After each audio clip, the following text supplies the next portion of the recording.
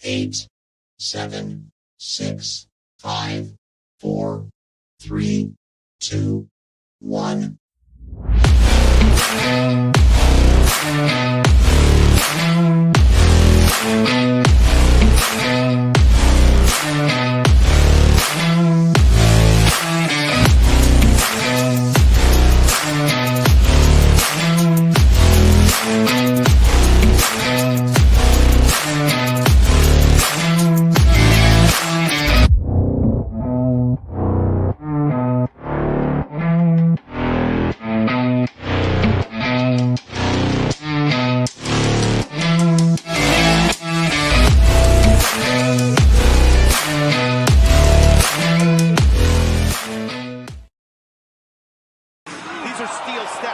What is good, everyone? It is your boy Politic Hot alongside my guy, Mr. Rich Michaels. Mr. Joey Woods will be joining us momentarily. Mr. Moyo Fit Chris Wilson will be joining us tonight. However, we are still Steps coming to you live on a beautiful Thursday evening, courtesy of All Authentic Talk Sports Network. Mr. Rich Michaels, how are you doing today, sir? I'm doing all right. You know, it was a pretty interesting week in wrestling. Some big stories coming out of it. As far as work goes, I'm really happy that tomorrow's Friday. And looking forward to this weekend. Yeah, right. Absolutely. Definitely has been an action-packed week of pro wrestling.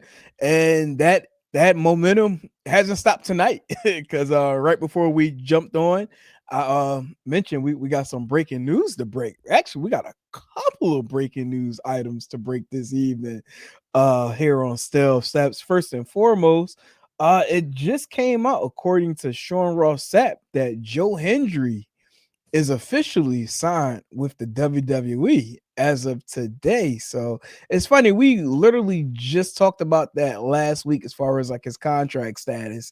And I believe we mentioned that it was up at the end of this year, like around December, but I guess it's officially up and he's officially signed with the WWE. You know what I mean? Coming around a Fightful Select this evening. So Joe Hendry, WWE bound, which I'm beginning to believe, and it's kind of actually, it's not even not really like a true spoiler alert, because a lot of the speculation, has been going on as far as who may be the mystery partner for tomorrow night's SmackDown for the John Cena tournament. And one of my two speculations were it was either Joe Hendry and my runner up would have been Matt Cardona. But I'm starting to think now with this news circulating tonight that it's likely to be Joe Hendry to show up tomorrow on SmackDown. Yeah, that's probably a good guess, I would think, especially the fact that they just made the announcement. I mean, listen, we knew he was going to be WWE bound, especially with the partnership and the merge. But yeah, I think that's looking a little more promising, him being that mystery partner, especially with the announcement tonight. Yeah. And we got an additional breaking news this evening, just hot off the show of TNA Impact tonight. But one Mike Santana is no longer the champion, and we have a new champion, which is one Frankie Kazarian. He called the shot tonight. Prior to him, you know what I mean? I want to say shoot a shot, but I know it's to call your shot. we actually had a run-in with members of the NXT roster who basically, decimated Mike Santana tonight, which then Kazarian came out to call his shot. And he, picked up the victory, becoming the new TNA World Heavyweight Champion. So it's crazy because we're like, damn, like he just got the title like a couple of weeks ago. Yeah, no, we were talking about that. Like, it's such a short reign. Like, what? What's that all? I mean, obviously they have a bigger story planned. I would think, I would hope, but I mean, you put the title on him. First off, you know how I feel. I'm pissed off that they didn't put the title on him in Long Island. Okay, right. Now you go and they put the title on him in Boston, and then you take the title off him weeks later. It's just, I don't know. Yeah, it is pretty weird. It does kind of have like that little vibe of how like Josh Alexander had it like for a hot minute, and then like I mean at that point he ended up leaving. But I don't know, like I don't know what the speculation could be with Mike. especially with his involvement with NXT. So, with this running by the NXT roster, I'm assuming we're probably going to see something big coming up next Tuesday with the Gold Rush event going down to New York City. So I'm pretty sure there's a good chance we'll probably see Mike Santana and probably have the TNA locker room showing up at the Garden. Yeah, no, definitely. I think they have something planned big, and then right after that is their well, not right after that, but in December they have their big event coming up, right? Right. Yeah. Yeah. So Shoot, I'm wondering if they might even decide to maybe do like a war game style matchup between NXT and TNA for Survivor Series, because I mean we're not really hearing much of what this lineup is thus far. We got what appears to be the men's and women's matchups already set. At this point, why not? Why not just have a war games match between both NXT and TNA? I think that would be the perfect ideal setup, especially for that particular pay-per-view event.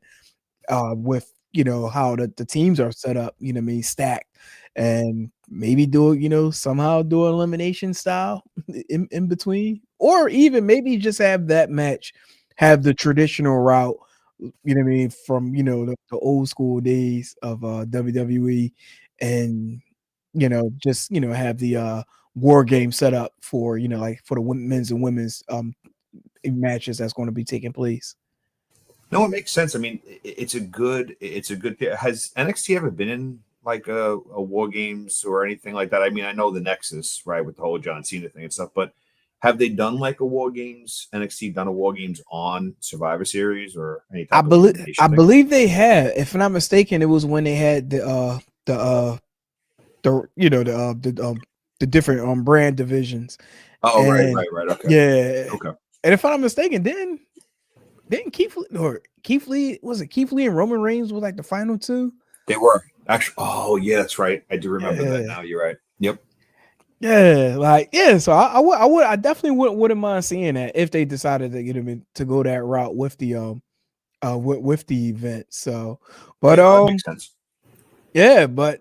so those just following in with the breaking news. Joe Hendry officially WWE bound, signed this evening according to Fightful Select, and also staying on course with the TNA brand. They have a new heavyweight champion, one Frankie Kazarian defeating Mike Santana for the TNA World Heavyweight Championship, courtesy of the NXT roster, for them beating him down prior to him calling his shot. So, for more details with it, check out the respective promotions websites for any additional details regarding the signing of Joe Hendry, as well as the new TNA World Heavyweight Champion and one Frankie Kazarian. So Rich, again, like this was a pretty action-packed week of pro wrestling. Honestly, I'm on the borderline of saying it's been a phenomenal week of pro wrestling amongst the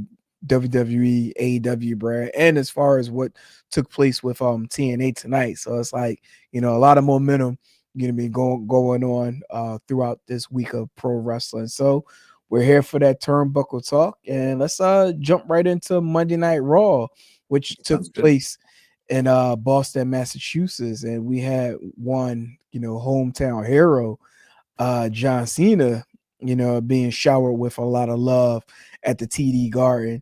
In regards to this entire segment, overall, like, what were your thoughts, going into this Monday Night Raw, knowing that it was the homecoming for John Cena? And did you expect, any level of surprises? And this is with you not knowing what actually took place, meaning the Intercontinental Championship match between him and Dirty Dom. Like, did you expect for him to even wrestle? Because there was no mentioning of him wrestling for that event that night. Well, I think the WWE did a really good job. Actually, he was advertised. People knew that he was going to be there. I had a feeling that he would wrestle. What it would be or how it would be. I mean, the fact that it was done that way and it was for the Intercontinental Championship is just like I said, kudos to WWE. But I think I think it was a pretty tall tale sign that he was gonna wrestle. I just, I knew they had him as appearance, but they didn't have the match. When did they announce the match? Then, right? Yeah, it was on the spot. Like, yeah, there was no there was talks pre-announcement. about it though. People like behind the scenes going into it saying that there was a talk about him having a title before he retired, but Right. nobody really said what. We actually no. talked about that. Like, as far Yeah. as you know what I mean? I'm about to say cash in, but you know what I mean? Well, cash in for that IC title somehow. But no, you know what? The segment was good. The energy there, you could tell the crowd was really pumped up. And the match was a good match. The way they led into it was really good too.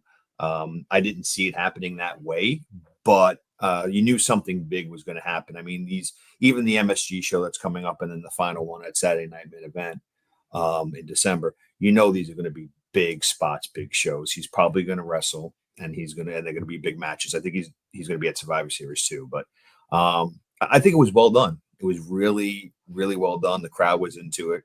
I have no problems with how this was done.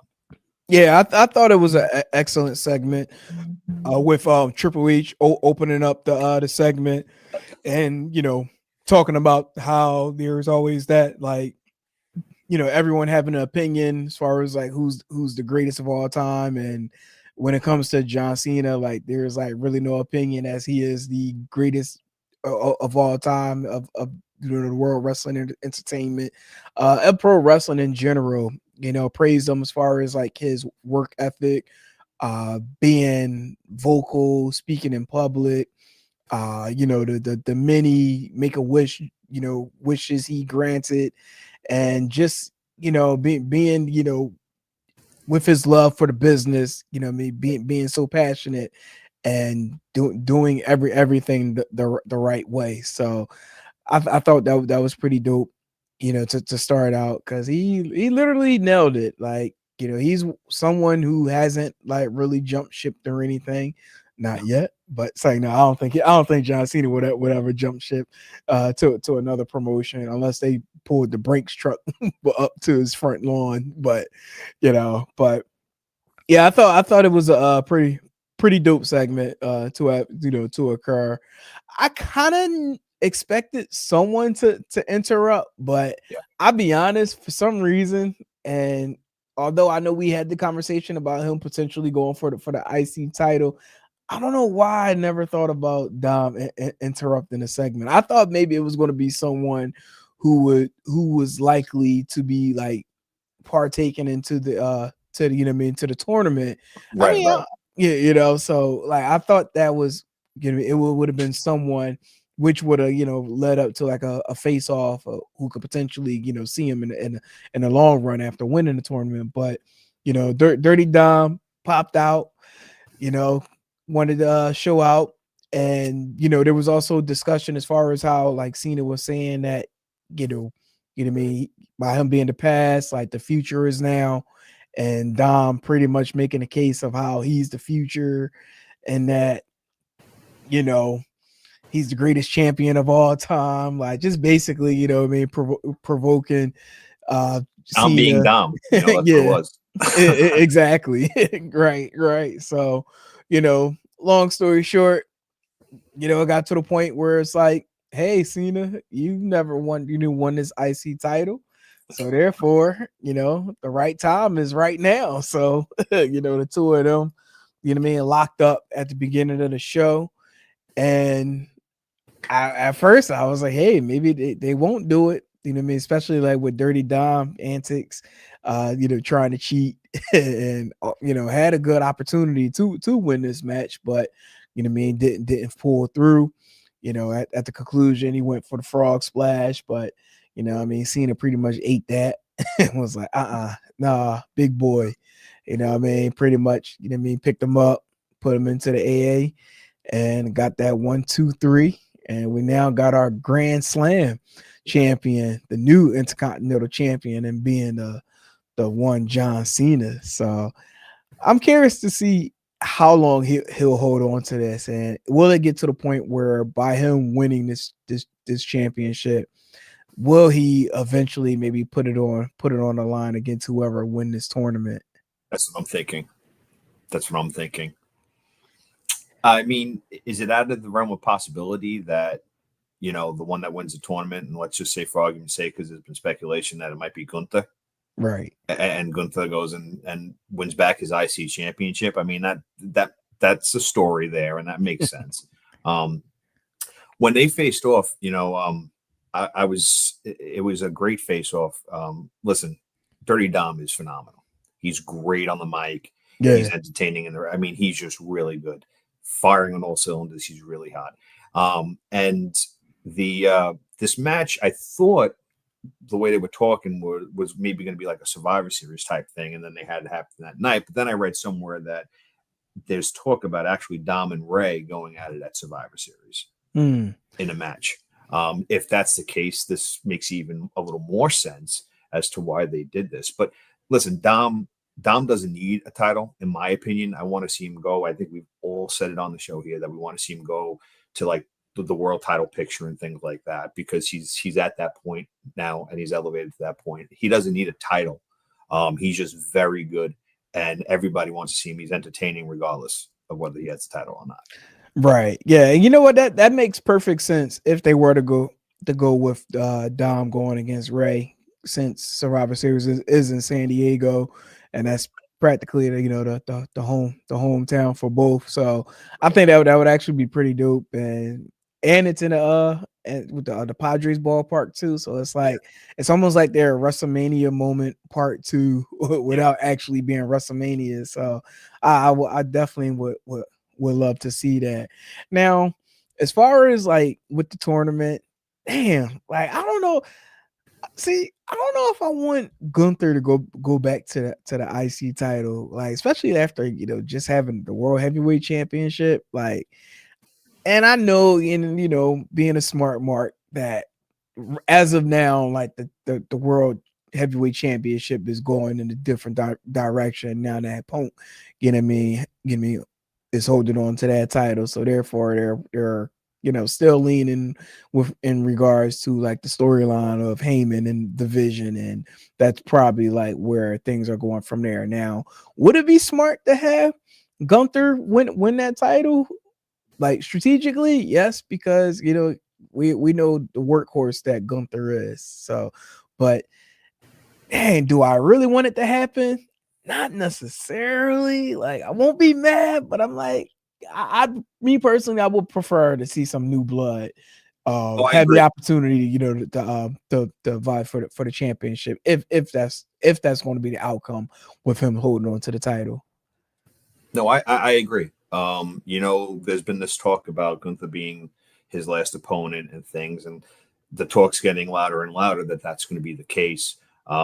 Especially he hasn't been seen in the tournament and everything like that. But I agree with you. I don't really think, it's an okay thing, but does that really do anything for Gunther winning an Intercontinental Championship? It would do something for him to beat Cena, right? But right. Winning the title, like the IC title, I mean, my thought process, the only thing I could think of is that, Gunther is a big enough name and they want him to hold some type of title or some type of prestige. And that's why. And right now, like you said, the championship, the world championship going in the direction that it's going in, you want him to come back and make a big impact. This would be a big impact. It's hard though, because he did just have the last time we saw him, he was world champion. So it's kind of, it feels like a step down almost, but when you look at the overall picture of who he's beating for it and how it's going, like you said, I'm okay with it. I'm not going to argue about it, but like you said, if there's younger talent, new talent that could come up and maybe beat John Cena, get the rub and be an IC champion, I'm okay with that too. I'm absolutely okay with that. Yeah. Now, what if, and this is just a big what if. I don't think they would go this route, but what if they decide to just put it back on Dirty Dom next Monday since they're at the Garden? So it's funny you said that, because I was thinking that when he won the title, I said to myself, this is not going to be a long title reign. It's not about that, right? It's about him just winning the IC title so that he could be a Grand Slam champion. And when you look at all of the wrestlers that are on that list, he should be on there. I don't have no problem with that. But it isn't unconceivable to think that maybe Cena drops his belt to Dirty Dom very, very soon, and Dirty Dom gets one back. So I'm not 100% sure that he's going to hold it to the champion, to the tournament in his last match. It is possible. I wouldn't be surprised. Yeah. Because sorry. you think about it, Dom hasn't, even if the match with his dad at Survivor Series is true, and that does happen, that'd be cool to see. But then after that, then what? Right? You got to keep him in some type of hunt or title picture. He's relevant where he doesn't need a title, but he still should. He's at a level where he should be in title pictures, regardless of what the title is. No, that's true. I will say this: if they were to decide to do Dom and Ray at Survivor Series, I think this might be the swan song curtain call for Ray. Yeah, I agree. Yeah, because I mean, honestly, at this point, what else is there for him to prove? Unless somehow he gets thrown into the into the tournament, something miraculously. But no, I think everything is filled out at this point, right? As far as like first round, or yeah, yep. Yeah. So, but yeah, I do. Yeah, I think if they do happen to do Ray and Dom, like this will probably be like the final run for Ray. But I don't know. I could be wrong. No, it would be. Listen, everybody thinks of like WrestleMania being your send off, right? But yeah, that doesn't have to be the fact. I mean, they're in San Diego. They're in the Padres ballpark. He's going up against his son.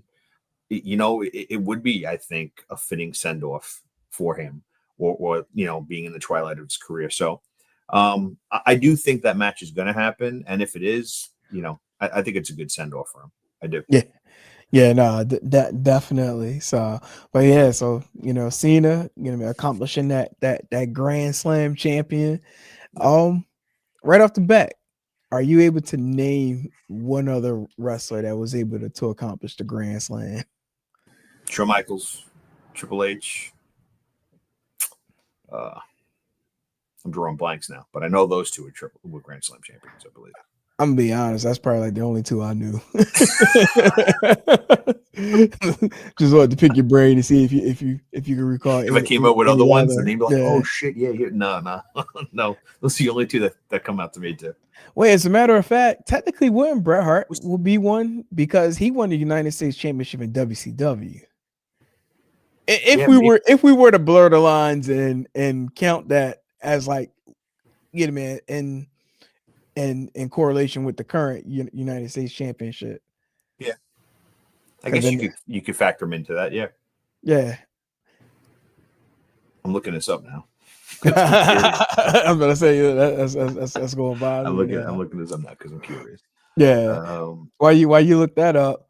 I wasn't 100% sure, but he was. I didn't know if Kurt Angle was on that list, but Kurt Angle is on that list. Edge is on that list. Good call. Yeah, I forgot about Kurt. Edge, Roman Reigns, Seth Rollins. Yeah. Interesting. You kind of forget Seth Rollins was on that list. No knock towards him. I knew he was the IC champion and stuff like that in the world, but did have that US title run. But yeah, no, Roman Reigns, Edge, Kurt Angle, John Cena, Seth Rollins, Triple H, Shawn Michaels. That's who's coming up on the list. Gotcha. Interesting. Who you think might maybe poised to be the next Grand Slam champion on his current rosters? Gunther. Yeah, I can see that. I think, when you look at the titles he's won and how dominant he's been, it makes a lot of sense. I mean, listen, that there's if athletes stay healthy, right? If they stay healthy, there's a lot of people that could hit that list. I think Braun Breaker is phenomenal, and I think he's going to hit a lot of different titles when, if he stays healthy and when it's all said and done. But yeah, Gunther would probably be the first one that pops to mind. I got you. Yeah, I can see Gunther. I could definitely see Braun. Like, between those two. Dude, I wouldn't mind seeing Dom at some point on that list either, to be honest with you. I mean, theoretically, Kofi's actually not far from that achievement. Mm-mm. Because I think he's had all but but the IC The ice. I thought he was IC champion too. Hold on. or the United States. Maybe it was the United States. Yeah, it might be the United States. I know it was one or the other. But Yeah, I'm pretty sure he had the Intercontinental champion. Yes, he was definitely the Intercontinental champion. Right. Yeah. So it's the U.S. title. Yep. Okay. Yeah. I was about to say I knew it was one or the other. I don't know why I'm drawing a blank. It was like the spare of the moment questions. No, wait, we are wrong. Hold on. Kingston is a 4-time Intercontinental champion, 3-time United States champion, 1-time World Tag Team champion with CM Punk, 2-time WWE champion, World WWE champion. Oh, so he's a Grand Slam champion already. Yeah. I was about to say he accomplished that feat. WWE's 30th Triple Crown champion and 20th overall Grand Slam champion. Wow. Nice. Go Kofi, man. Yeah, right. Put some respect on his name. Yeah, seriously. He deserves another title run too. He does. At least put him back in that position. Like, so like with Kofi, like the whole thing with WrestleMania and Kofi Mania was great, right? He had the title run. I mean, I think they should put the title on him again and make up for. I mean, the way he lost it was just ridiculous. That was a Fox call. That was and it was totally a network call. Mm-hmm. But it's he's been in WWE for so long, he's done so much. He didn't deserve to lose it that way, even if it was to Brock. And I would love to have another title run, another Kofi title run, a little bit. Yeah. Never forget that. It was like 8 seconds. Like, come on, man. Dude, I was like, really? Like, really? Like, I'm all prepared to watch the match. Although I kind of suspected they was going to go the route. But I'm like, damn, 8 seconds, though? Like, that's all you were? Like, tragic. That was a straight up tragic, though. Yeah. But let's switch the gears as far as Monday Night Raw, a couple of quick hits. We had a moment where pretty much it looks like we're getting our War Games matchups set up. Looks like it's going to be Punk, Cody, and Jay going up against Division and Logan Paul. I'm assuming they'll probably add a number 4 to the respective teams, and maybe we could possibly see that either coming up this upcoming Friday or Monday, going into Raw at the Garden. So no, I do agree with that. So if you have these guys going up against Division, I'm just trying to think, where does that leave like the Samoan and everybody there and all the Samoans? Remember how they dominated the War Games? Right, talking about like with the Bloodline or the Bloodline. Yep. Yeah.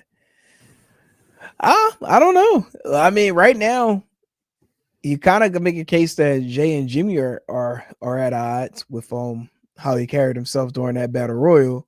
Yeah, so that's probably out. What's the name? Jacob got a McIntyre problem, which he supposedly put him on the shelf, but he's supposed to be suspended. I guess it's just the last couple of War Games has been so dominant with Bloodline presence. It's actually weird not seeing so much presence here, but it's cool. It's good. I don't have a problem with it. But yeah, and clearly Roman said he don't want to see nobody till Christmas. That was great. It was so good that they picked up the audio on that. That was so good. He's like, you know what? This guy love you, but I don't want to see y'all till Christmas. Like, basically, he just should have just said, "Don't call me." Like, don't call me, don't text me. I don't want to email. Like, don't send me no WhatsApp. Like, I was watching with my boy. We're watching, and we looked at each other after he said it. I'm like, he just said, "I don't want to talk to you till Christmas." Don't talk to him. I was like, that's great. Now, I would love for them to like somehow create a storyline and bring them right back, or like maybe like had Jay or Jimmy call him on speakerphone, and you hear Roman like, I thought I told you I don't want to hear you till Christmas. Like That'd be that cool. that would be gold, man. But I thought this was pretty funny. I don't know if you could pick up on this on the screen, but how convenient the shirt Cody is rocking. It says Captain Rhodes on it. So I'm I like, saw that. I'm like, really? Like, are you like self-proclaiming yourself as the captain of the team? Because I'm under the perception this was this is Punk's show, and he might be the Yes. I was captain. gonna say. Well, you could lay the groundwork there, right? Punk might have a problem with that. There might be some tension between the two at Right. some point. Yeah, I don't know. Like, I ain't gonna lie. I thought that for a hot minute we was about to get a heel turn Jay in one of these spots. Like the way he was like, you know what I mean, standing in the back. Like even like Look at in him this there. picture here. Yeah. Like I was like, Yeah. I'm like, wait a minute. Like, what like is Jay thinking what I'm thinking he's about to do? Like, Do you think a J turn happens eventually? see, I think right now, I can't answer that now. I think the next two shows that the Garden show and then the Go Home show would be very telling if you know what I mean he would be the one that like to turn heel. Unless unless maybe like there's like singles matches where like he's involved, or where maybe like he's trying to assist either Punk or Cody and he somehow fucks up.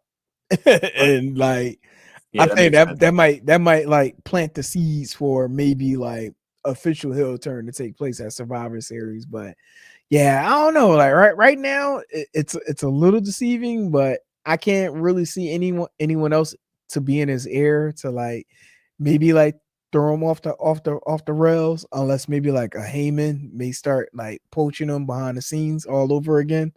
Right. But yeah, right now, yeah, it's telling. Like me personally, I'd love to see it if so that way we can blur the lines once more. So it's like, okay, Punk, you the champion, but you got a Vision problem, you got a Logan Paul problem, and you got a Jay problem. Like you got problems all over the place, right?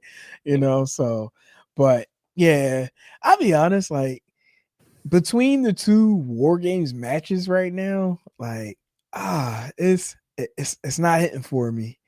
No. And I know we could dive into that, a little bit more either later or next week, as the card is developing. But yeah, right now it's a meh, like total meh.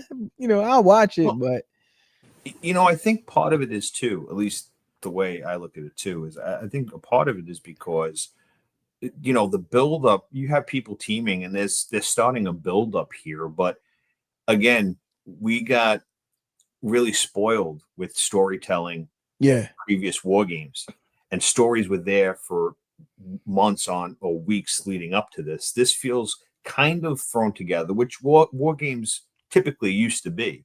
But it's just when you look at the past couple of years, it's kind of like for me too. It's kind of just like they're together and they're gonna fight the Vision, but it's not like that. Oh my god, wow, this is gonna be a crazy War Games.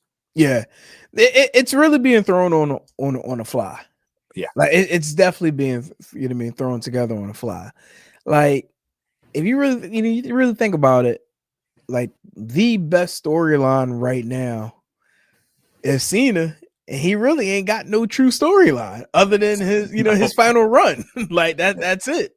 So yeah. it's like whenever he steps into the square circle, it's like, okay, what are we to expect? Like what's happening next? So for them to do what they done in Boston, like I can only imagine as of now what they're going to do for New York. Yeah. No, I mean, and that's the thing. Like coming out of this, everything was John Cena won the IC. Everybody is so engulfed in his final tour and farewell tour and him winning the IC. It kind of overshadowed everything else that happened on Yeah. Raw. And we're going to talk about it later with the Kabuki Warriors. Like him winning the IC title and it being there in Boston kind of overshadowed everything else they did. Yeah, no, it did. I will say they were strategic as far as putting it on first, which was probably the best thing to do.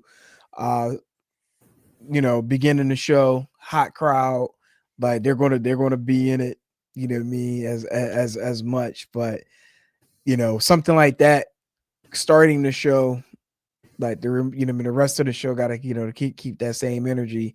And again, like Raw was a pretty good show. Yeah. Like, Yeah. the opening with with everything involving Cena was good. I thought the ending of the event was also pretty good too. I got one minor knock with that match, but we'll get to that in a couple of minutes. But outside of that, we had a compelling plot twist during this Stephanie Valkyrie Raquel match for the women's championship. And of course, we had Roxanne getting involved, which then prompted for Nikki Bella to get involved. And look how proud Stephanie was, having her, with her by her side. Stephanie did went on to, gain the victory. Afterwards, we then had Roxanne, interrupt her celebration to attack her, which then prompted for Nikki Bella to again attack Roxanne. Those ended up leaving the ring. And then it left both Nikki and Stephanie inside the square circle. I will say this, and I swear on my life, I felt this way as soon as I saw it. Just when they cut this camera to this solo spot of Stephanie, I said Nikki Bella about the cold cocker with the with the championship title. Like it's about to happen. And sure enough, as soon as they did that little pan out moment, here you go, seeing Nikki Bella with the championship, knocking it up inside of Stephanie's head. So looks like headed into Survivor Series, this is probably going to be one of the matches that's going to be set up for the event. We'll see Nikki Bella going up against Stephanie Valkyrie, unless they decide to do it at Raw in New York. And that could happen too. But I think they'll probably just run a segment with Nikki talking about why she, trying to justify why she did what she did, just to get that MSG heat, sell sell the story, sell the cinema. So, but your thoughts in regards to seeing the upcoming Nikki Bella Stephanie Valkyrie match? It's so I thought it was going to happen too. Whenever you see the champion or somebody there and somebody's in the background and they do that shot that you say and then they pan out, something's usually going to happen, just from being Marks and watching this for so long. But I'm cool with it. I think Nikki Bella as a heel makes more sense. I don't think her, since she's returned as a face and things like that, it's been and the fans haven't really been behind it. I think turning to her being a heel and being a little more hated with the fans, I think makes more sense. And I think they'll put on a good match. I mean, whether or not Stephanie probably could have faced numerous different talents at Survivor Series other than Nikki Bella. But if you're going to put her in a match, then have her heel and have her go up against Stephanie. Yeah, I'll be honest. I'd rather see her and Roxanne running back. Like, see those two, and knowing the level of wrestling they can do amongst each other. Like, yeah, I'd rather see them run that back. But Nikki Bella got to eat too. It is, and again, like it makes sense making a heel. I think she'll be better as a heel, but the match itself is just I'm not. Listen, Stephanie Valkyrie is great, and I would like to see her run it back too against Roxanne. I mean, I don't know why. Well, I know why Nikki Bella is Nikki Bella. That's why they're throwing her into it. But right, they hold the weight of her name and stuff. Yeah, it is what it is. But her turning heel and making her a heel going into this match, absolutely right call, and absolutely, the fans are going to despise her. Some of them were saying crap and shit already, even before she did the turn. So. Yeah. I'll be honest. Like this run that she's having, like that's also a meh. Mm-hmm. Like it in a way, it almost kind of feels forced. Yeah, that's one that definitely feels a bit forced. But Oh, that's what it is, because you had somebody that's been gone for a period of time, for a long period of time. And listen, wrestlers are gone for periods of time and come back, but she was gone for a long period of time. And not to talk about personal things or anything like that, but I think wrestling fans, everybody follows social media and stuff, kind of knows why she's back, right? And this whole thing is just, and the fans can't get behind it. And, like I said, I'm not like, oh my God, disgusting, I don't want to see her. But to your point, it's kind of just been like, okay, whatever. Yeah. It's just been like, okay, whatever. Like, you're here. Okay. You're here. Okay. Have a good match. Cool. You're doing your dance. You still look good. You do, but right. It is what it is. Right. I will say this, I can't hate too much because she a Birds fan. Go Birds. She is, yeah. Yep. Yeah. Yep. So that's all I can do about that. So, but we still love you, Nikki Bella. But don't really need to have you. But hey, we still love you. Go Birds. So all right. But yeah, let's jump right into that women's tag team championship match with Alexa and Charlotte defending the title against the Kabuki Warriors. I'll be honest, this was actually a pretty entertaining match. Love the athleticism by all participants. Love the false finishes that occurred. Seeing here with Charlotte, nailing the figure eight. While she was doing that, we had the one Lash Legend and Nia Jax intervene and cause for Charlotte to release the figure eight. We then had Alexa, tried to approach the two. Then Kairi Sane snuck up from behind and pretty much launched her over the commentator's desk. Your thoughts in regards to like with the interference in this match? Did you feel like it was necessary, for it to have taken place? No, I mean, I don't think so.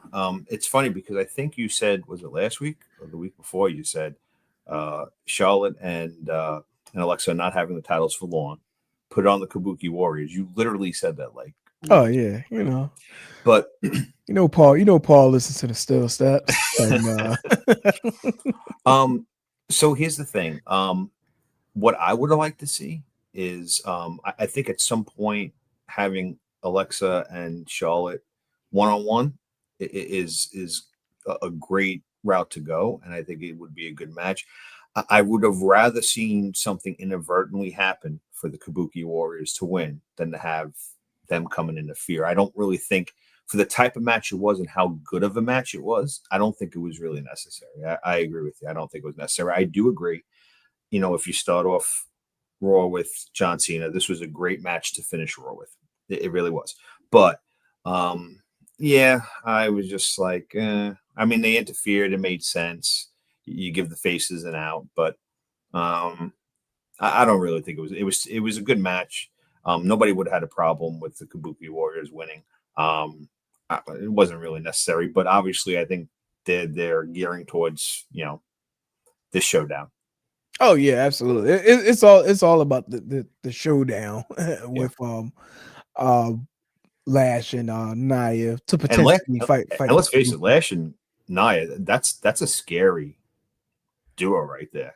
Oh, absolutely. Shoot, the way Lash was delivering those forearms, like goodness gracious, like look, please don't hit me. Like don't want no smoke. But I didn't really mind the interference as much, knowing what the long-term storytelling was all about, and which does correlate with the upcoming Survivor Series event. Sure. So, I will say I got to give props to Lash, getting the call up, get me to the main roster, and being able to have the opportunity to jump right into a match as such. So I thought that was really cool. But we at the conclusion of this match, we ended up getting all four participants, pretty much dismantling everybody that was eventually kicking their ass. So yeah, then we had Rhea acknowledging War Games, which we're going to have Alexa, Charlotte, Io, and Rhea going up against Nia Lash and the Kabuki Warriors. So, but yeah, I didn't really mind it, you know what I mean, too much at first. Like I was like, you not necessarily didn't have to have them, you know what I mean, interfere, but I did like it for the sake of, I think they probably needed a different distraction versus like Asuka, you know what I mean, using the miss, which, you know what I mean, had already been done a couple of times, you know what I mean, either by, you know what I mean, backstage or, you know, during a previous spot. So I think this was probably like one a little bit of the difference maker, not having to use that as an interference, and again, of course, you got to, you know, sell those Survivor Series tickets. So Well, you know, it's just setting up this. from long term, and not long term, but from like a War Games Survivor Series, it made sense. Yeah, Um, Again, you know, it was a great match. Like you said, a lot of false finishes. It would have been cool just to see them end it like that. But from a storytelling point, as far as these are your people, these are your women in the War Games match, it makes sense, right, to set it up 4-on-4. Um, yeah, I mean, listen, I think the Raw overall was pretty good. I thought this match was really good. I think the segment after was good. The start of Raw was good. I think overall it was a pretty good Raw show. yeah, no, absolutely. You know, after seeing everybody, you know what I mean, coming together, bonding at the end of this, I was like, all right. So when is that moment Charlotte going to turn on everybody? Because you know it's coming. It's like, you Yep. know, eventually that heel turn from her is coming. Like she don't know how to stay babyface. You know what? It's funny because I was just about to say you got these like three natural baby faces, right? That people just love, and then you got Charlotte. It's Right. gonna like she can't stay face forever. She kind of teased it at the conclusion of this match when, you know what I mean, she was going around embracing everyone, but then like she was acting like, you know what I mean, like, you know, somebody might want to fight, but then like either shook their hand or gave them a hug. So I'm like, yeah, you still got it in there somewhere. So Oh, yeah. you She know definitely damn does. well, you know, like you know you want to make that hill turn bad, like you know you do. And listen, she's great as a heel too.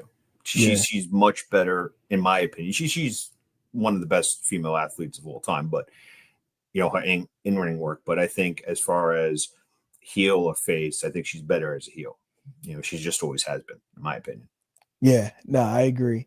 100% agree. So all right, you know, again, that was pretty decent Raw starting for the Monday. This past Wednesday, AEW. Blood and guts, man. I'll tell you, I've been critical of AEW, and I have not really been a fan of AEW all that much. But after seeing this Dynamite, You don't say. It's like no. after seeing this Dynamite, it was good. It was really good. Yeah. I will say that. Oh yeah. And you know, I had to think about it afterwards. I was like, damn. And I mean, which is right.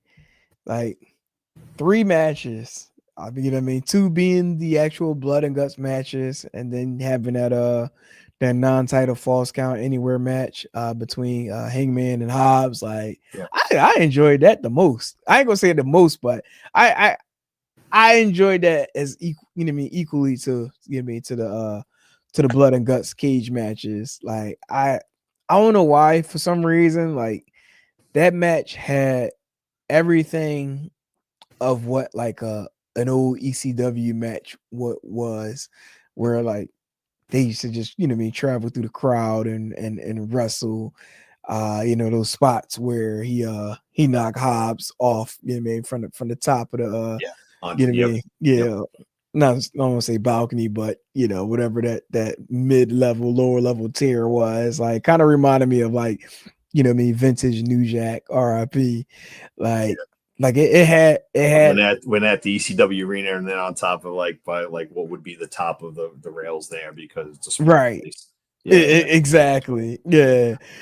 My only knock on that match was their full explosion that they had, you know, man, like with the little fire smoke and stuff. it went off just like a tad, like 1/10 of a second sooner than Yeah. when Hobbs hit. And that's what I Yeah. was like, that's like the only knock I really got from that match. Side note, we definitely got a clip. There was a Still Steps reference from Excalibur during that match. I got to go back and get that. I'm like, Okay, yeah, cool. Yeah. I was like, we need that for the intro in the Yeah, future. definitely. So yeah, but yeah, That match, just to talk on it real quick, I really like the match a lot. And I'm happy to see Hobbs in this type of match. He's so mhm. talented. And, at times I think he's gotten lost in the shuffle and things like that, or not knowing what to do with him. But he definitely delivered. Listen, Adam Page is good. It was a really good match. And it was a great in between the two Blood and Guts match. Right. Yeah, I feel like this run with the ops is like rejuvenating his AEW run. Yeah, Like, like agreed. you were just saying, as far as like, getting lost in the shuffle. I think that, like, this one here is like really, what I mean, like getting him, not that he wasn't noticed, but like he's really noticeable now Oh, yeah. with the alignment with Samoa Joe.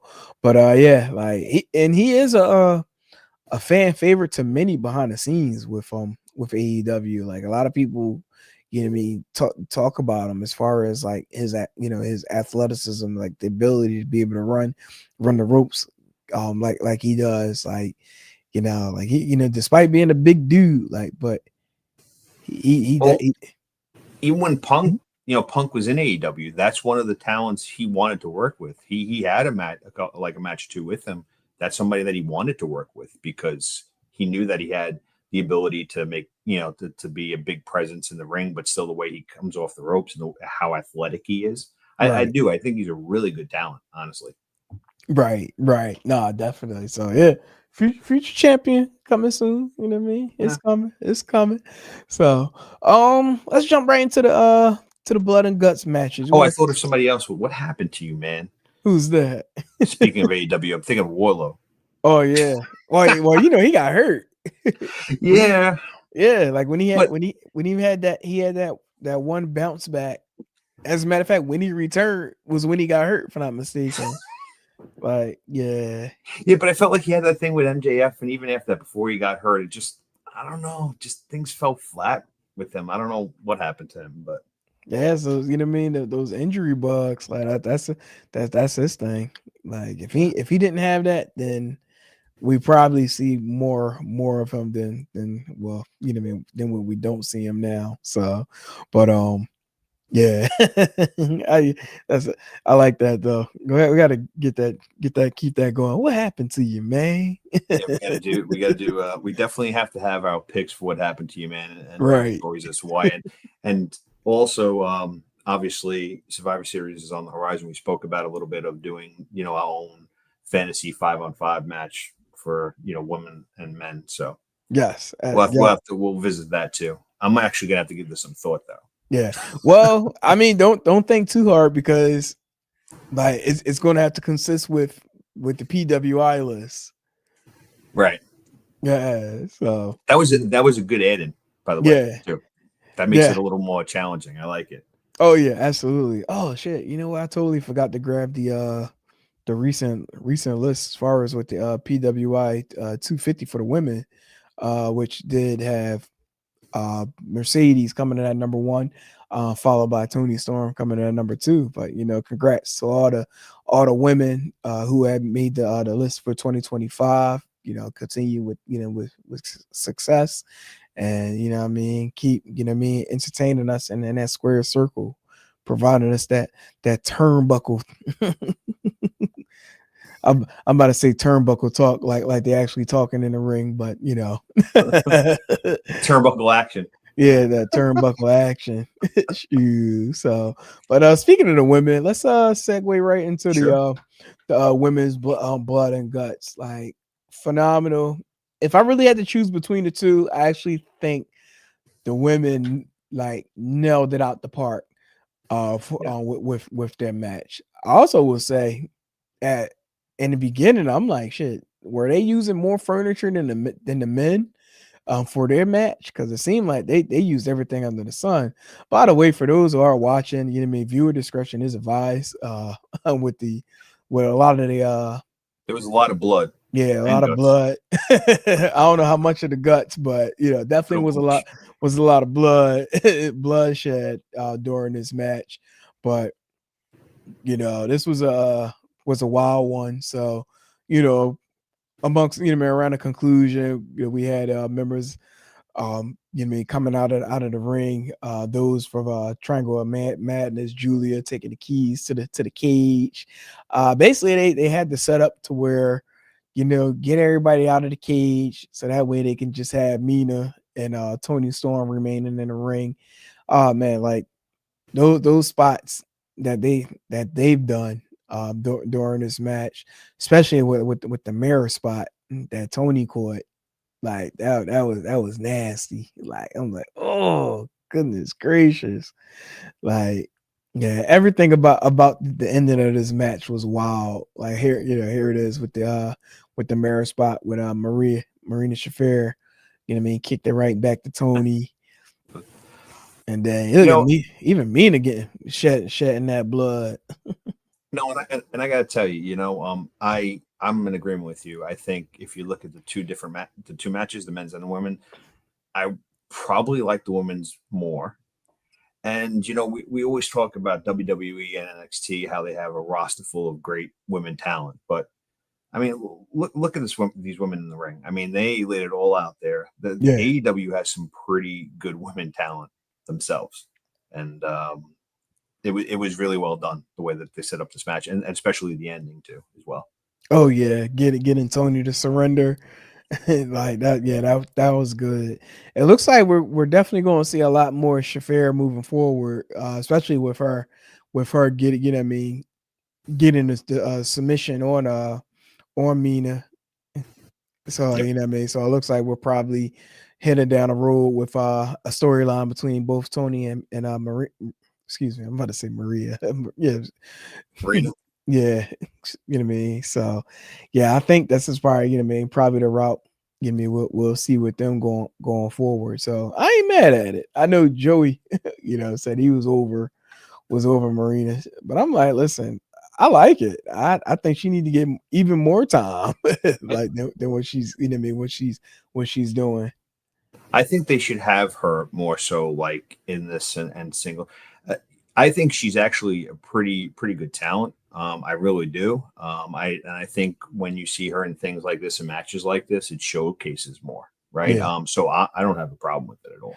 Yeah, I like she. Thing about it, like she's like universal, like a brawler. Like she can get technical with you. Like she could do it all. Like she wild, she wild to to put that glass on her foot and they're gonna stomp out me in the chest. Like that was some gangster shit. Definitely. But you know what? Like people like her and like, especially coming with an MMA background, you bring a little bit more believability, right? To it, and I think that that even more so helps the case, especially in a match like this. She's a tough bitch. And she has, she don't care, and she'll fuck up anybody. Right. She it was showcased in this, and I think it was well done. And I'm actually a fan. I disagree with Joey. Joey says he's done with her. He's had enough of her. I think we're just kind of starting to scratch the surface with her, honestly. Yeah. No, I agree. I think where they are now, like they're in really good position to start elevating this roster on the female side. That is like Triangle Madness is like coming into their own. Like I think it's cool. Tony, she's already like solidified her spot. So like Tony could do. She could practically do whatever she wants at this point. Yeah. I worry just a little bit, like for the sake of Megan Bain, because like she's what's the word I'm looking for? Like there's not many like her. Like no. Like other than like the Jades and well, that's the like thing, the Raquel's like of that stature, but like Megan Bain, like she can really throw down. I mean, that, firsthand. Absolutely. So I honestly thought when she came, they were going to present her more of like a Jade. Yeah, I really did, because she has that presence and she has that ability. She has the size, she has the look. I mean, she has all those makings of being like a top level, like, badass champion. Um, so, I get why they brought her in and where they brought her in with Penelope, but I don't know. I just see a lot more for her yeah, on a singles level. yeah. Yeah, I agree with you there. Like, definitely can see a lot more on a singles run. Now, she will have to probably grab the microphone a little bit more, so that Yeah. way she's a lot more vocal than what she already is. You know what I mean, at this point. But yeah, like that's like the only worry to a certain extent. Like, because again, like I feel like she has everything that she needs to do to become a world champion someday. But it's like, you know, get that voice out there and you know what I mean, go ahead and shine. Like we know you can talk. So like go ahead and just I mean, do it. anybody that doesn't know her or follow her on the independent circuit and in New Japan or whatever, um, or in Stardom, she can talk. She can talk, and she can cut a promo. She's still relatively, I guess, when you look at some of the more experienced people that they have on their roster, she's maybe more green. She's not really green, Right. um, but no, I'm interested to see what they do if they gave her the mic. Yeah. No, Really. that would be cool. I just thought about something. It was just a quick random thought of mine. I thought I might have had it written down here. Man, where did I write that? I had a question I wanted to bring out. I'll probably just hold off on it, you know what I mean, when everybody's around. So that way we go, you know what I mean, have a little bit more dialogue to it. But I had a question to ask, but yeah, it might be on my iPad instead. Thought I might have had it on my phone. But yeah, so all right. Let's So yep. do you think, like, so are you surprised? Are you surprised by the outcome of either the women's or the men's Blood and Guts, like the winners, or not No, really? Kind of, no, it was somewhat expected because for the most part, like if you look at the balance of the women's teams, like majority of the women that are babyface, like they're kind of already relatively established. yeah, So this was the match to put over the hills yeah, and kind of exert, you know what I mean, insert their authority, you know what I mean, for the women's roster. So I wasn't that surprised that they ended up, you know what I mean, winning the match. Not surprised at the win for the win on the men's side too. Like I'm actually more surprised that they didn't use more more furniture than what they had used during the yeah. match. No, the women's so the women's match was actually a little shorter, but the Yeah, amount of furniture they used in that time was so much was more than what the men's used in their long extended match. When you look at right. the difference of the time frame and what they used in it. Right. And you know what? These independent companies that Mercedes holding the title for, they need to be sending her a thank you card because like they practically had those titles involved in the match. Oh yeah, Like, oh yeah, you know, it's funny too, off of first watch, I was a little annoyed with Mercedes and it's something stupid. It was the fact that okay, you're in the middle of the blood and gut match. Um, the clock starts, your music hits, they pan back over near to the cage, and you still got like six dudes over there holding on to the titles while you're coming out to walk yeah, to the ring. Like yeah. I'm like, come on, like really? You could you know what I mean? Put a pause on that for a day and just come out like get into your ass kicking mood. Like that was like what you know what I mean, one little knock. Again, it's just a little annoying knock that I thought. I'm like, come But on. Mercedes. I was very another person that I was very critical of starting and when she started whatever and stuff like that. And she's found her footing. She's going up against other talents and creating these really good matches. And she's at the level where you'd expect her to be at when she came to AEW, like when she first came, but she found the footing. And like I said, I was a very harsh critic of her, but what I've seen from her the past couple of months and her matches, she's been very, very, very good. Yeah, it's that blueprint. Like I think everybody gotta give credit to like Cardona. I mean, in a way, Cody gotta get a little credit on that too. Like when he started that list, like gotta give him his props. But I mean, it's like at this point, you don't really see like a lot of female talent, especially on the level of a Mercedes, you know what I mean, still floating around like these companies and still coming back to be the champion for a major promotion. Like that's a big feat, to accomplish. So, but yeah, I am interested I'm more interested in this Statlander Mercedes match that's coming up at Full Gear.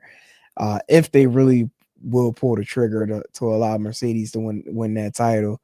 I don't know. For some reason, I'm thinking they'll probably that run will probably end there, and then she might just like go on like this like spiral binge and start losing all like her independent titles and stuff. Like, but I won't be surprised seeing like a storyline like that. That happened to Cardona too, didn't it? He like lost, and then like he just kept losing and losing everyone. He went from like 8 titles to like 1. Yeah. I guess I could see that. Look, I don't have this match is going to be a good match. I'm happy that Chris Statlander has the championship. I've always been a big fan of hers. Willow is another one that I think doesn't get the recognition that she deserves. She should have had, I completely think that. I wouldn't be upset. I would love for Chris to hold on to the title, but I would not, given how they're pushing Mercedes and the way she's been the past couple of months, I wouldn't be upset if she took the title. Right. Just because that's how they, they played it well. They played it off well.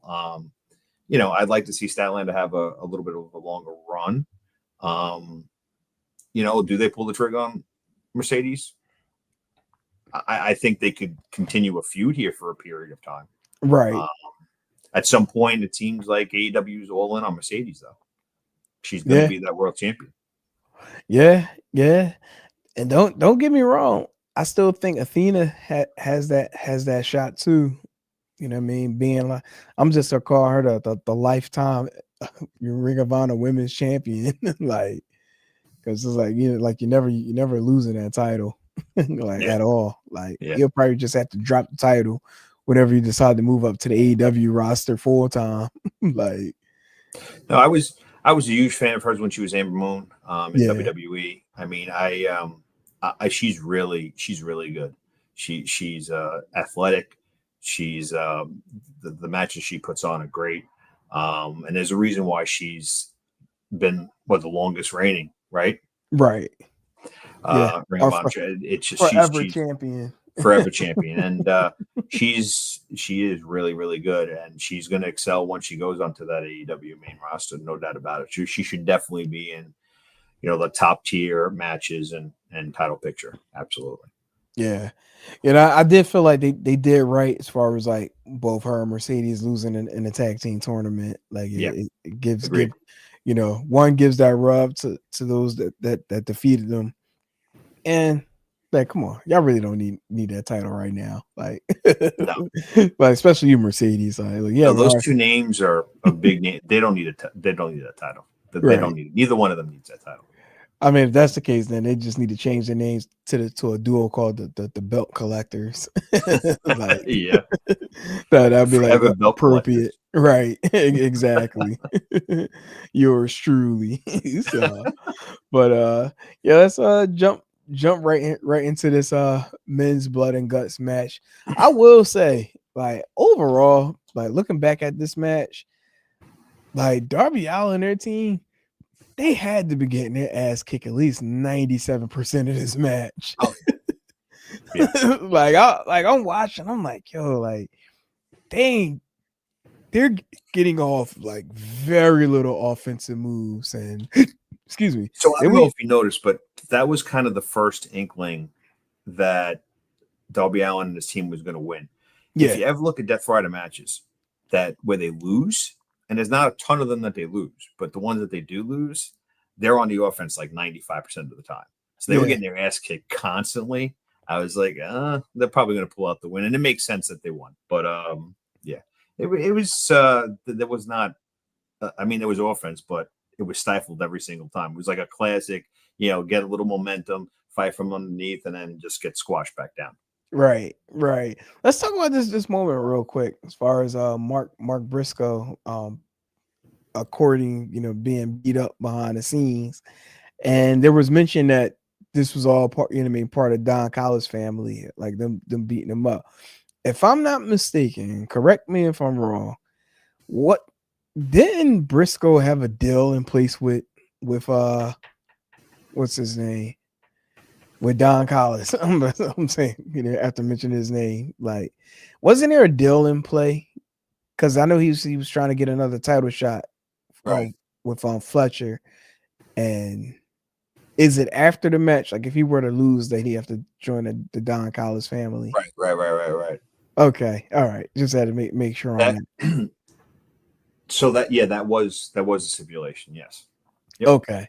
All right. Yep. In that case, then it does make sense as far as like the family coming out to beating them up behind the scenes. Like, but in a way that was a little bit kind of cheesy. Like, I'm like, come on now, like really, like y'all just gonna beat him up. Like, nobody was around him prior to the start of the Blood and Guts match, especially if everybody is going in at a certain time. Like how convenient nobody was around Mark Briscoe when he got attacked. Like, just saying. Like, no, sometimes things like I agree with you. Certain things like that, it's just like, all right, there was nobody around him.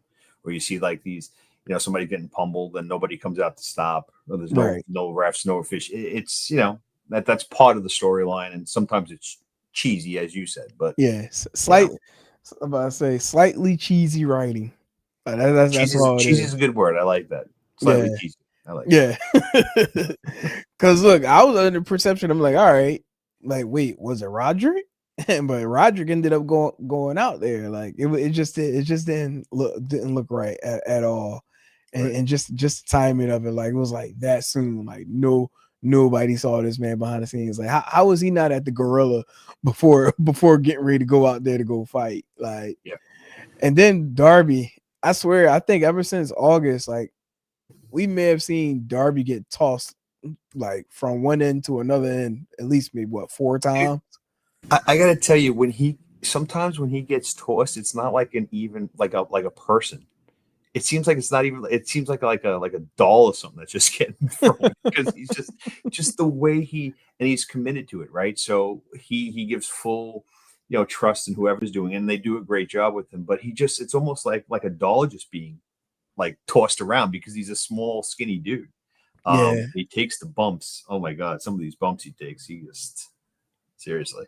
Yeah, no, they're insane. Look, Darby, he put me in the mind of the character Jazz off the Fresh Prince when Uncle Phil was kept tossing him out the crib. But that like when I saw this, that's why I instantly thought of like, ah. That's actually good. Like, damn, like Darby, like, yo, I swear, man, like this boy, he's getting tossed around everywhere. And then we had Moxley come in with his traditional fork. Pretty much carving up everybody on the conglomeration side. Like, can I ask you a question about Moxley? Because I have a feeling. So listen, I respect everything that he's done, all these different things. Do you feel his gimmick is a little old, though? Stale? Isn't it the same thing constantly? Yeah. Well, I think he's starting to run out of competitors. Like that's what it actually is. A good point too. Yeah, like I'm not gonna say like it was like it's stale, because I think like for what he does, it's almost natural. Like it's almost like scary to say like how he acts is probably like how he really acts in real life. I'm sure it is. Like, but yeah, I won't say. Imagine him in the supermarket. Somebody like cuts him off. He's just like, Yeah, right. Yeah, I would just be like, walk away, walk away. But you're gonna go to jail. Walk takes away. out his fork that's in his pocket and just starts stabbing the guy in the head. Right. Yeah, like just walk away. But yeah, it does seem a little what's the word, redundant to a certain extent, but it's I feel like it's understandable in certain cases because of like the matches that he's put in. So it's like with Blood and Guts, like he ain't got no choice but to do what he does. In this particular incident, I think it made sense as what he did in the match. But just in general, I got to tell you something. I would love just to see, and I don't think who knows how well it'll go over. I would love to see Moxley as everybody in Death Riders turn on him and him actually be a face. Right.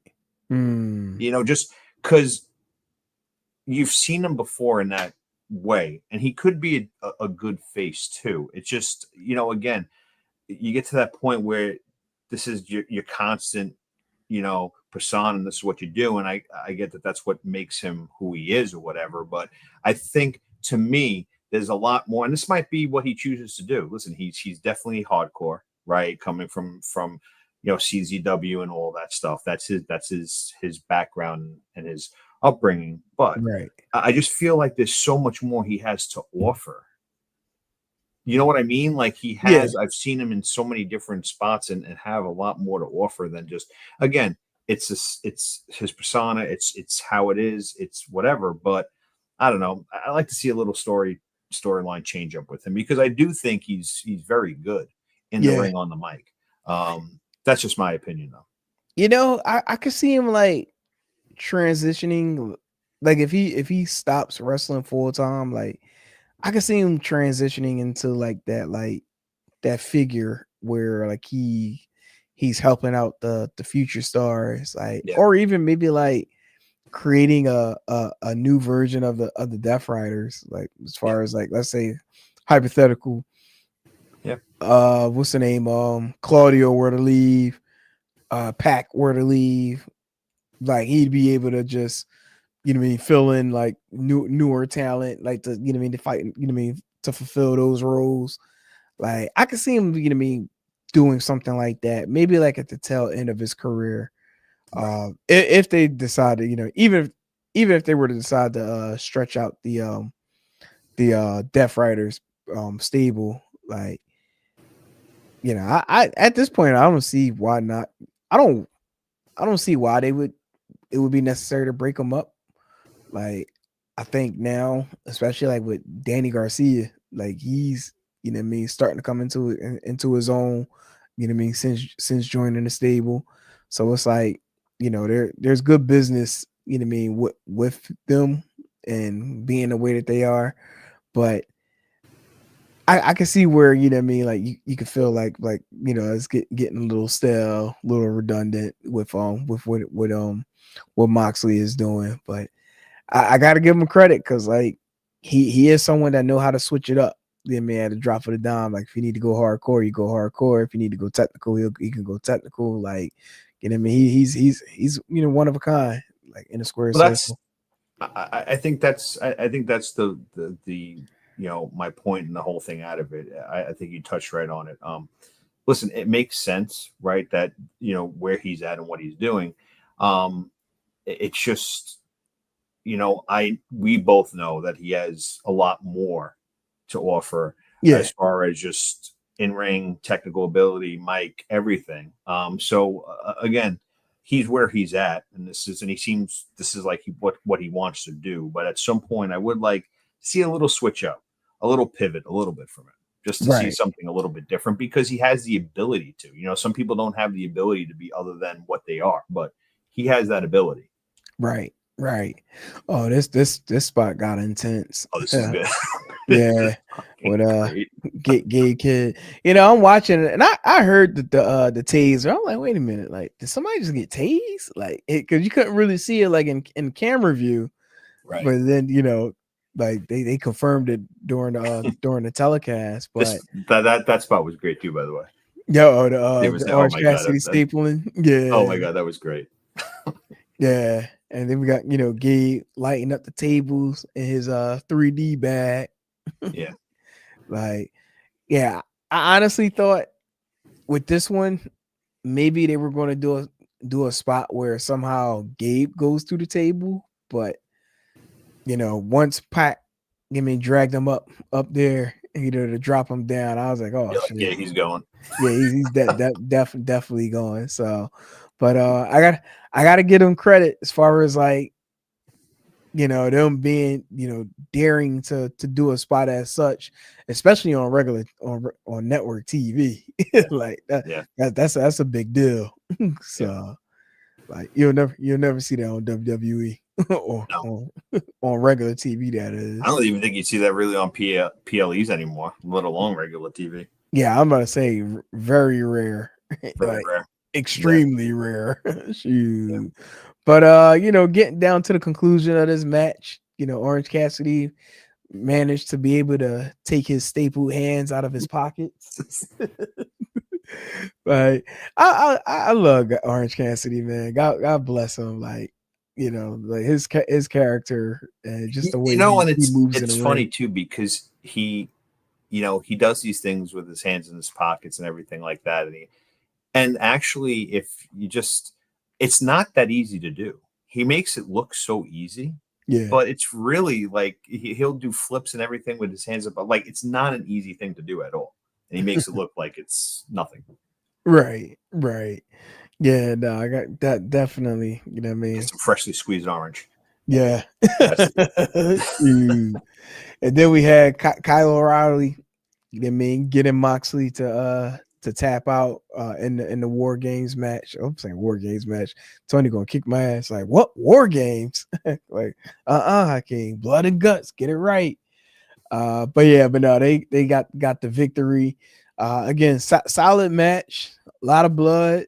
Like a lot of blood. And I actually was happy matches. To see Kyle O'Reilly get the win here. I felt like it was a good spot for him.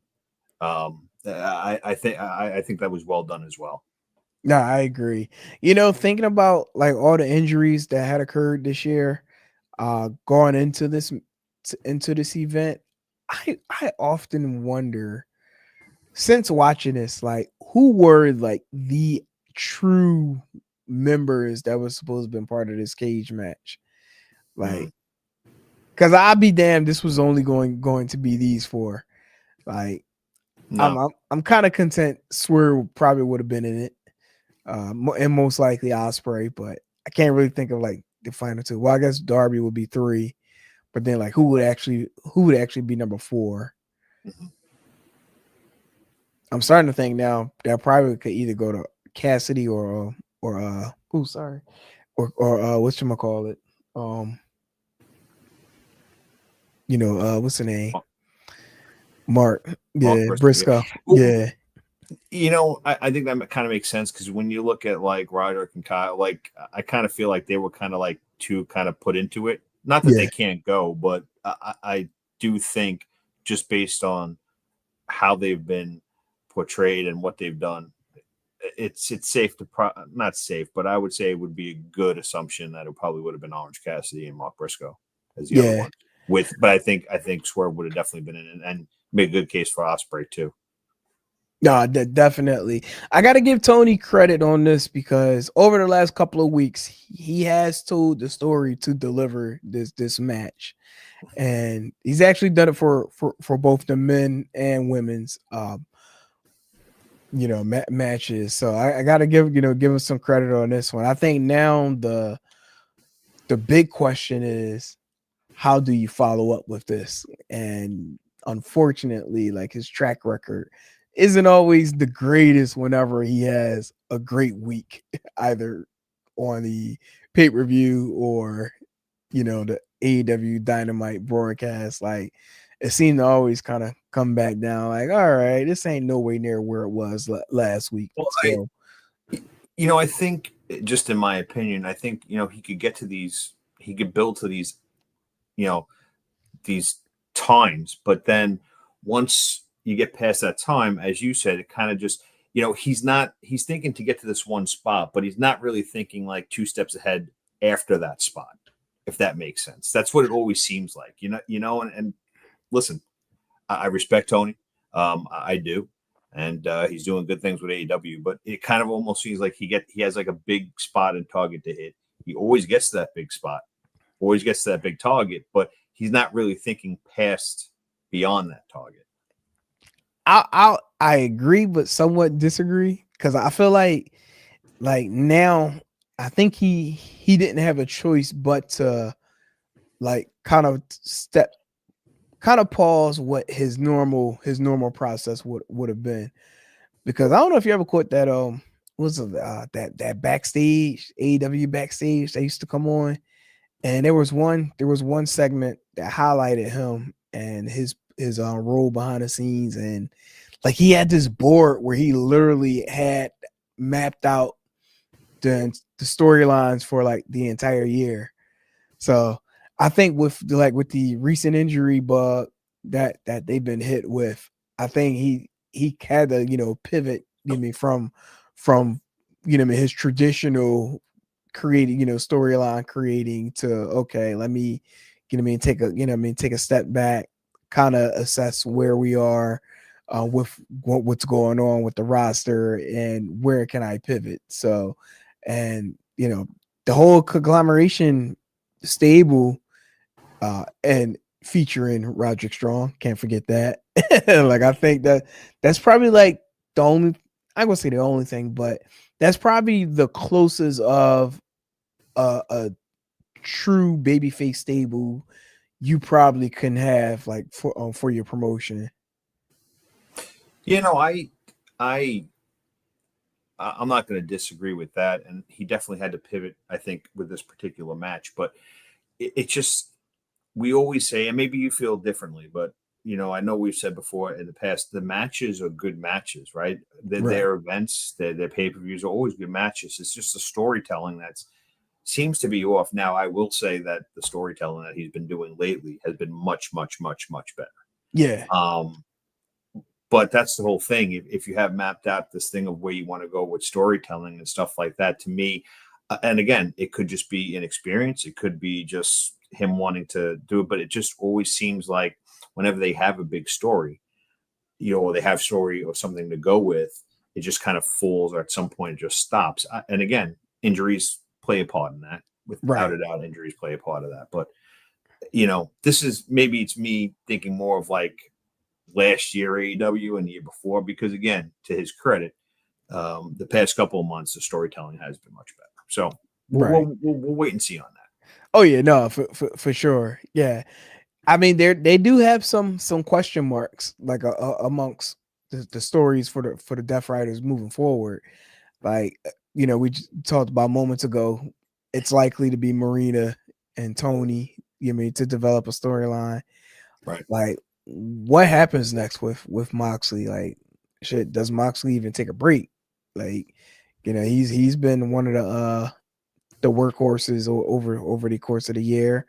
So, being interesting to see where they go with him and the Death Riders stable going into 2026. But yeah, but no, shout out to again Briscoe, Cassidy, Kyle and Roderick picking up the win in Derby. I'm about to say not picture, but shout out to them as well, taking those crazy ass bumps. But I do want to just circle back one thing. If I had to pick an MVP for either both the men's or the women's cage matches, I gotta go with Sky Blue. Sky Blue, she rocked on Wednesday night. Like the way she was, taking majority of the bumps during that match. Like, yeah, we didn't really touch on that, but she was very good.